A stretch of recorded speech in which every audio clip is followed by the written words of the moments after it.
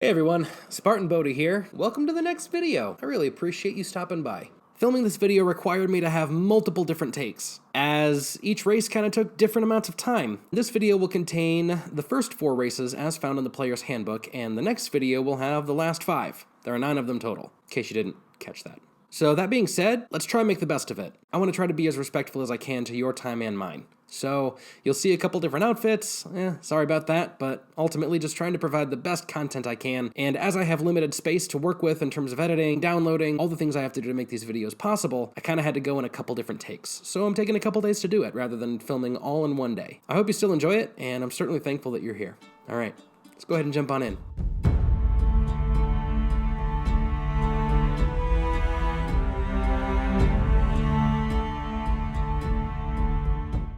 As we get into this video, you might want to grab your player's handbook. We're going to be covering Chapter 2 of the player's handbook, which has everything to do with choosing your character's race. Now, race might be an interesting term. A better fitting word might be the word species, which is really what it comes down to when we're talking about the differences between humans, elves, and dwarves, as opposed to where a human being might find their cultural heritage coming from, or the color of their skin and how they're being judged for it. That being said, the terminology offered in the book calls it a race, so that's what we'll be talking about. However, it might be helpful in the back of your mind to keep that information handy. As we dive in, I'm just going to be covering the races as they're presented in the player's handbook. It certainly doesn't cover all of the options if you were to throw all of the source material in there, but this video could be long enough without them, so maybe that's something for a future video. If you're interested in that, let me know in the comments below, or connect with me on social media. Again, I'll try and put my handles down in the thingamajig below. I will say also, as we get into this, going through the description of the races, you're going to read some things that we're not quite covering just yet. There are 3 main things in particular. First is something called your proficiency bonus. This has everything to do with your class level, and we'll talk about it in the next video, as that's the video on classes. Really, proficiency bonus is just a flat bonus that does increase as you gain higher levels, meaning you become better at your job as an adventurer, and can be applied to the things that your character has been trained in. Skills, weapons, artisan's tools. All of these things can be improved upon by your character having some formal training, which is represented by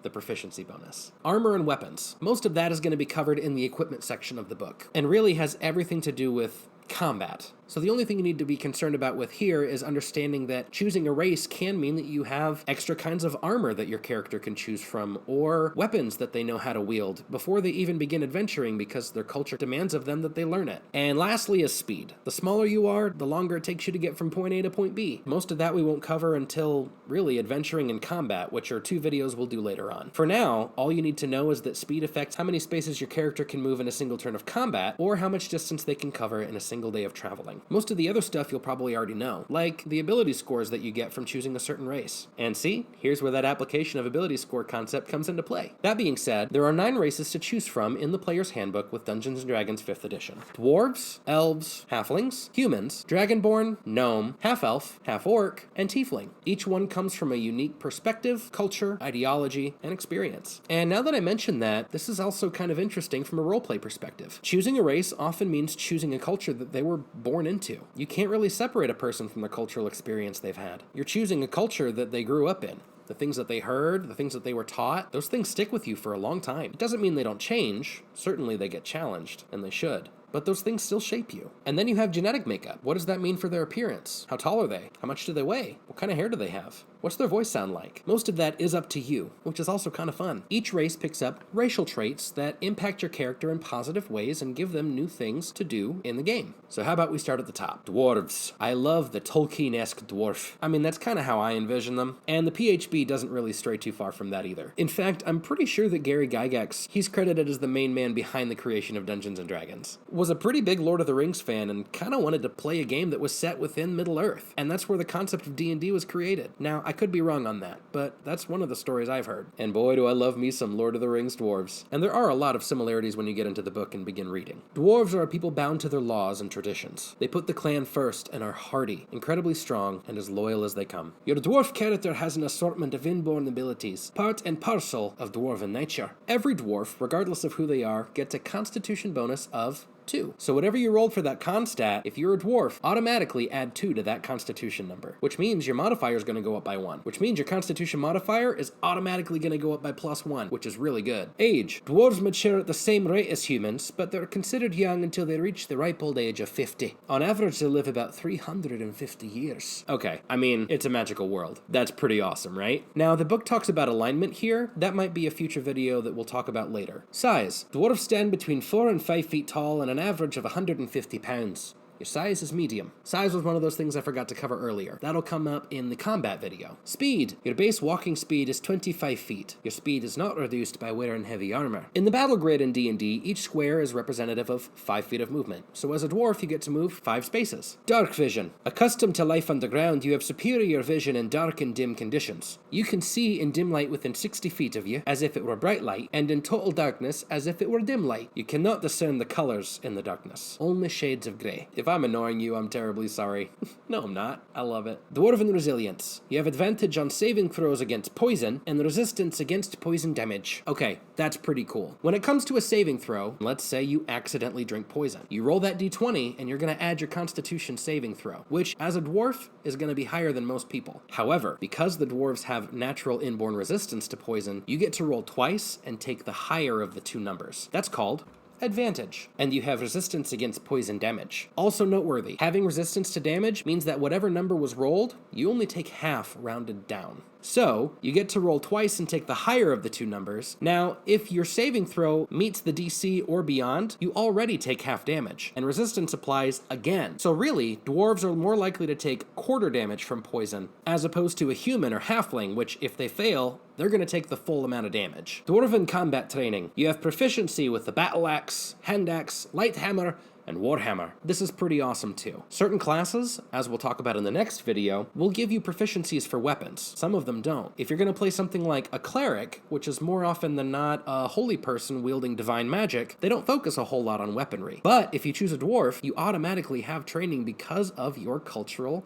heritage, which means you can wield a powerful weapon right at the start without having to take any special training for it. Tool proficiency. You gain proficiency with the artisan tools of your choice. Smith's tools, brewer's tools, or mason's tools. This is pretty cool. Now, tool proficiencies don't show up a ton in the games. I try to be more conscious of them because I think they add some neat flavor. But ultimately, this can provide your character with some stuff to do when they're not adventuring. Maybe they're a smith and create their own weapons and armor. That's pretty cool. Or they like to brew their own ale or healing potions. Who knows? Or perhaps they're a mason. They like to build things. Hey, contract work is important. Stone cunning. Whenever you make an intelligence history check related to the origin of stonework, you are considered proficient with the history skill, and you add double your proficiency bonus to the check instead of your normal proficiency bonus. Alright, so this can be helpful if a dwarf is going into a dungeon and sees, oh hey, this stone is hewn. Hewn stone means it was cut, and knowing who cut that might give you some insight into what kind of treasures might be found below. Pretty interesting stuff. And dwarves get to double their proficiency and are counted as being proficient with it even if they're not in history. That's kind of cool. Subraces. The 2 main subraces of dwarves populate the world of D&D, hill dwarves and mountain dwarves.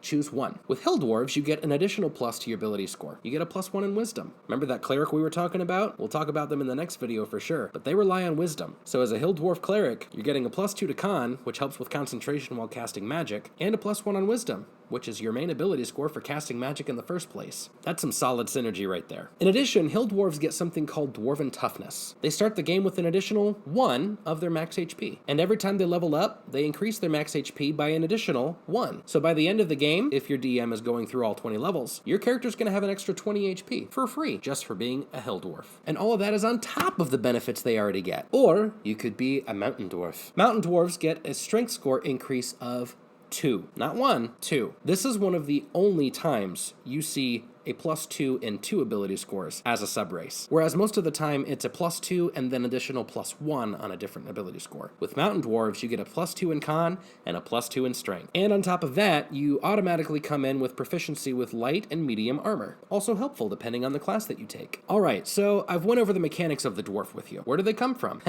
I'm glad you asked. To me, it seems like a lot of their stuff is actually cultural. In this, you read that dwarves really love their ale, and they drink it differently than humans do. Whereas humans would drink to probably forget, dwarves drink to remember. And usually in a big group, it makes them happy. They talk about the dragons they've slain and remember all of the wonderful things that their clan has accomplished. It's a happy thing. And with their magical innate resistance to it, it does mean that they probably built up some resistance and immunity to poison. Wait.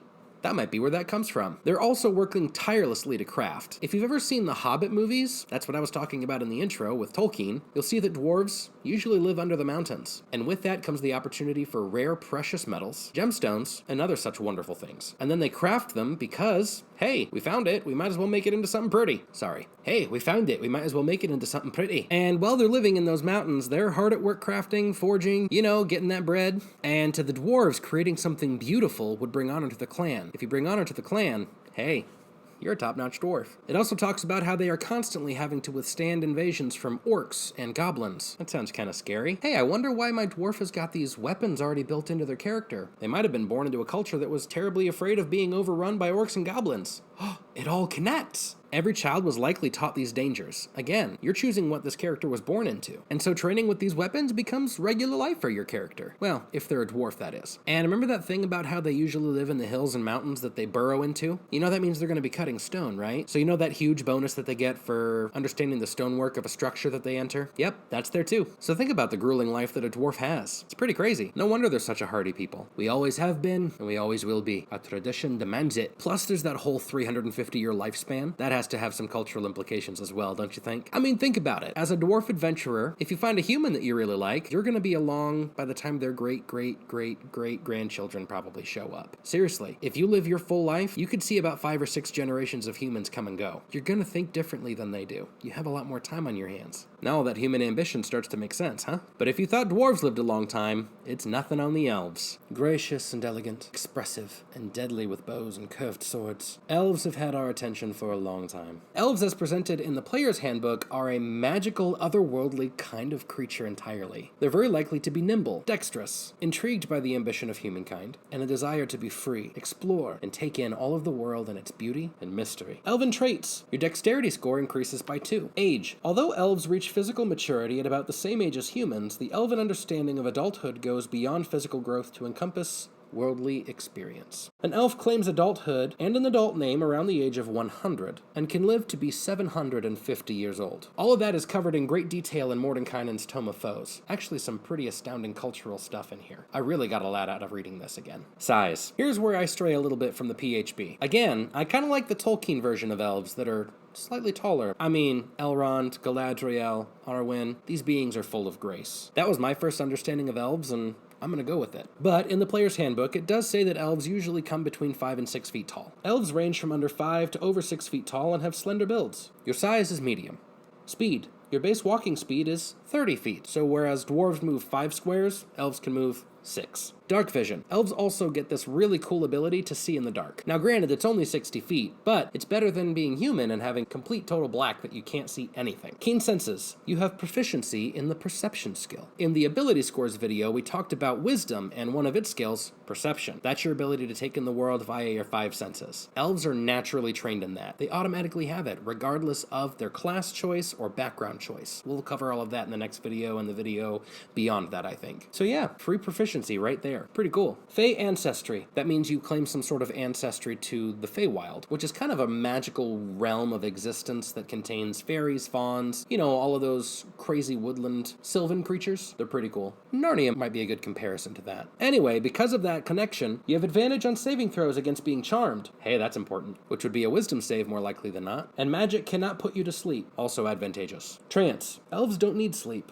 Instead, they meditate deeply, remaining semi-conscious for 4 hours a day. The common word for such a meditation is trance. After resting in this way, you can get the same benefit that a human does from 8 hours of sleep. I know some parents that would love that ability. Languages. You can read, write, and speak Common and Elvish. Oh yeah, dwarves speak Dwarvish and Common. Should have thrown that in there. Subrace. Ancient divides among elven people result in 3 main subclasses. High Elves, Wood Elves, and Dark Elves, who are commonly called Drow. As a High Elf, you gain an intelligence score increase of 1. Planning on playing a wizard? High Elf might be a good choice for you. That higher dexterity means you're going to be harder to hit, while also gaining a little bit of a bonus to that intelligence score. Intelligence is the primary ability of the wizard. Elf weapon training. You have proficiency with a long sword, short bow, and long bow. Regardless of your class, you know how to use those weapons. Cantrip. You know one cantrip of your choice from the wizard spell list. A cantrip is a basic spell that you can repeat over and over and over again without requiring much effort or energy from you. It's a basic spell, and you get one for free just for being a high elf. We'll cover all of that in the magic video. That won't be for a long while yet. Extra language. You can speak, read, and write one extra language of your choice. High elves are pretty cool. Wood elf. Your wisdom score increases by 1. Thinking of playing a ranger? Wood elves get a +2 to dex and a +1 to wisdom. That's mostly your bow and arrow use, as well as your spellcasting ability. Wood elves are a good choice there. Elf weapon training. Again, they also pick up the long sword, short sword, longbow, short bow.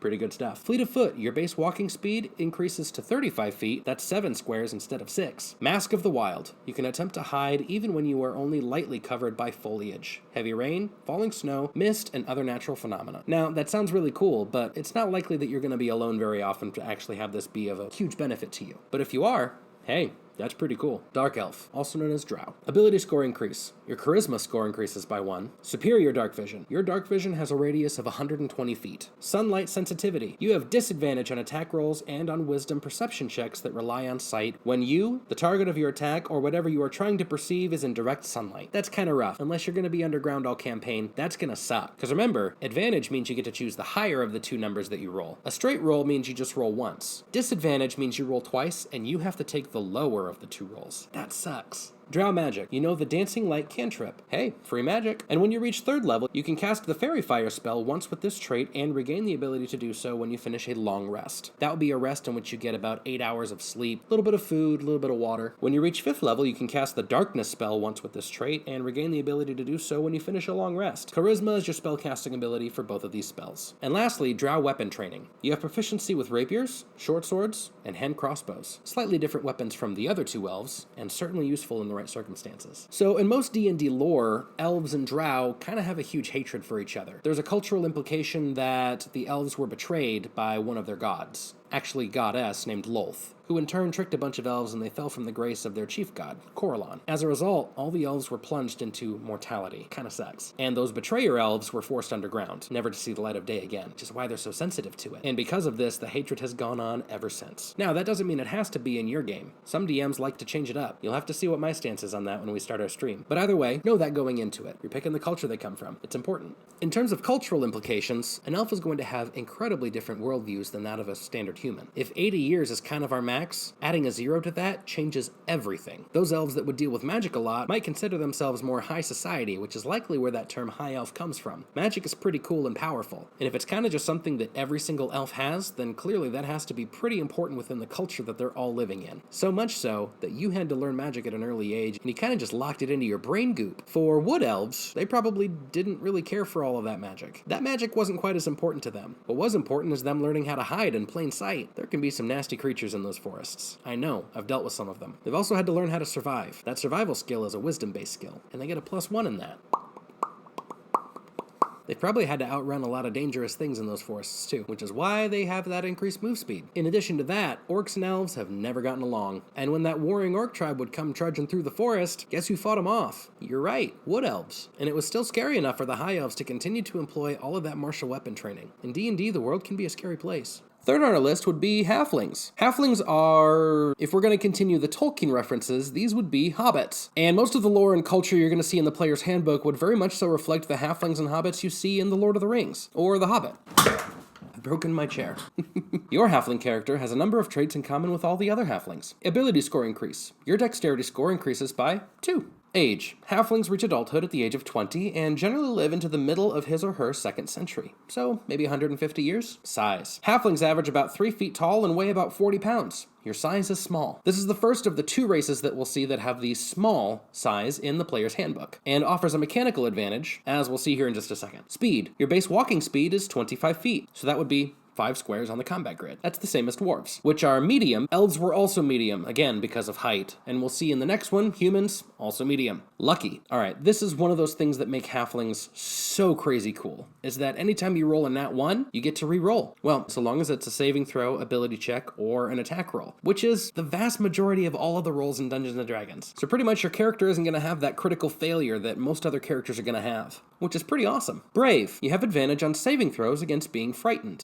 frightened. This would be a status condition. There are quite a few of them, and we'll cover them in the combat episode later on. The frightened condition has 2 bullet points. A frightened creature has disadvantage on all ability checks and attack rolls while the source of its fear is within the line of sight. And secondly, the creature can't willingly move closer to the source of its fear. So with that understanding, that makes this ability actually really advantageous for halflings. You have advantage on the saves against becoming frightened. Again, advantage means you roll twice and you take the higher of the 2 rolls, which means you're more likely to succeed in whatever you're rolling against. Halfling nimbleness. You can move through the space of any creature that is a size larger than yours. So as a small creature, dwarves, elves, humans, all of which are medium, you can move through their squares without having to suffer any of your own movement speed. If you need to be able to move freely, halflings are capable of that mechanically. Languages. You can speak, read, and write Common and Halfling. There's a little bit of cultural lore that's dropped into the mechanics of the Halfling language. Halflings write very little, so they don't have a rich body of literature. Their oral tradition, however, is very strong. So we're looking at a storytelling people. And then subraces. There are 2 main kinds of subraces for the halflings: Lightfoot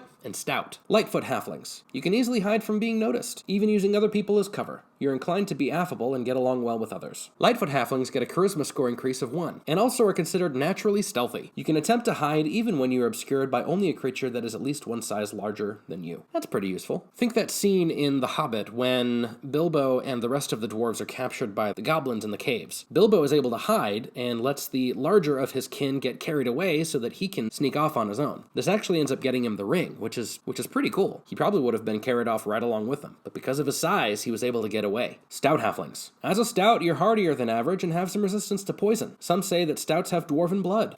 Ability score increase. Your constitution score increases by 1. Stout resilience. You have advantage on saving throws against poison, and you have resistance against poison damage. So one of the most useful things that dwarves have going for them, if you really would prefer to be a smaller, dexterous, kind of roguey halfling, you can still get that poison resilience. There are quite a few traps that use poison damage. So if you were to choose the stout halfling rogue, you would already have that resistance built in. That's pretty cool. This brings us to humans. In the reckonings of most worlds, humans are the youngest of the common races, late to arrive at the world scene, and are comparatively short-lived against dwarves, elves, and dragons. Perhaps it is because of their shorter lifespans that they strive to achieve as much as they can in the years they are given. Ambition. Or maybe they feel they have something to prove to the elder races. That's why they've built their mighty empires on the foundations of conquest and trade. Whatever drives them, humans are the innovators, the achievers, and the pioneers of the worlds. And then it proceeds to say, there is no typical human. With their penchant for migration and conquest, humans are more physically diverse than any other common race. There is no typical human. Oh, they're all special. An individual can stand from 5 feet to a little over 6 feet tall and weigh anywhere from 125 to 250 pounds. And then it goes into skin tones, things like that, but that's all up to you. So now that we're getting to the human traits, there is an interesting thing to notice here. It's hard to make generalizations about humans, but your human character has the following traits. Now, as we get into this, there are 2 options. The first is your standard human. The second would be the variant human. You're probably going to pick one of these 2 and never the other, just saying. But that's also up to you. Ability score increase. Your ability scores each increase by 1. That's right, you get a +1 in every one of your single ability scores. All 6. That's a huge bonus. No other race has that many increases available to them. But that's kind of it. Age. Humans reach adulthood in their late teens and live less than a century. Size. Humans vary widely in height and build, from barely 5 feet to well over 6 feet tall. Regardless of your position within that range, your size is medium. Speed. Your base walking speed is 30 feet. That's 6 squares. Languages. You can speak, read, and write Common, and 1 extra language of your choice. And that's all it is. There are no other mechanical benefits of being human other than the bonus language and the +1 in every single one of your ability scores. Now, if that seems a little lackluster for you, and your DM approves of it, you can choose the variant human option. If your campaign uses the optional feat rules from Chapter 6, we'll go over that later, your Dungeon Master might allow these variant traits, all of which replace the human's ability score increase trait. So you can trade this in for the +1 in every single ability score. Can't have both. Ability score increase. 2 different ability scores of your choice increase by 1. That's still good. You get a +1 in 2 different skills of your choice. Now note, it does say different. You can't put them in the same spot. Skills. You gain proficiency in 1 skill of your choice. Do you remember all those skills we talked about in the ability score episode? Well, when you pick a class, again, that's the next video, you're going to get some skills that you are proficient in, or trained in. Remember that proficiency bonus is that standard set bonus that you get that applies to everything your character is trained in. Well, as the variant human, you get a bonus skill that you've been trained in. That's pretty awesome. And then comes the real bonus. Le pièce de résistance. La crème de la crème. The Colossus of Clout. The Colossus of Clout. Maybe it's not that last one, but this is important. Feat. You gain 1 feat of your choice. Now, a feat in D&D 5e is a special rule that changes how your character plays the game. These things are available to your character typically at every 4th level, so 4, 8, 12, 16, and then it happens at 19 instead of 20. These rules can change the way your character does combat, roleplay, or adventuring, and all of which have some incredible benefits to your character. Certainly worth taking a look through. Starting the game with one can really make a difference. And if you know your campaign is only going to go through a certain level, and you're not going to have as many feat options as what you would normally have going through all 20 levels, this can be a great option in terms of filling out your character. And I also will say there are quite a few feats that actually give you pluses to your ability scores. That's pretty awesome. So if you choose one of those as a human, you can start with 3 +1s. And that feat, depending on what it is, could be a +1 that you've already taken. That's pretty awesome. That being said, I think that's where we're going to cut the video for right now. The video after this will have the other 5 races. So that'll be Dragonborns, Gnomes, Half-Elves, Half-Orcs, and Tieflings. Stay tuned for that. Thank you for your patience. Again, I wanted to respect everyone's time as I was going through this. And then the other fun thing was that while I was recording this, I had a notification on my phone, and instead of continuing to record the video, I got 6 seconds, and then all of a sudden, hey, what's up, GroupMe? Nothing against GroupMe, but I was a little mad after that. So anyway, yeah, we're just going to cut it here. If there's something I missed with these first 4 races, please let's talk about it in the comments below. I'd love to hear your input, or even the stories you have about these races. How have these benefits come into play for you? Is there a race that you like more than the others? Are you one of those that plays that race exclusively? I'd like to know. Either way, that's it for this one. If you learned something new or found this video helpful, then please go ahead and hit that thumbs up and the subscribe button. My channel can't grow without your help, so thank you. My quarantining is officially over today, and I'm back to work, so I'm gonna do my best to keep up with the video content coming out, and my goal for that is around 12 p.m. Eastern Standard Time every Tuesday. So be sure to keep coming by for new content, and if you want to reach out to me in the meantime, then please check me out on social media. I'll leave my handles again in the doobly-doo below. But thank you so much for watching. I hope you had fun. I know I did. Thanks for coming along. I'm really glad you're here. And as always, adventure's calling. Are you listening?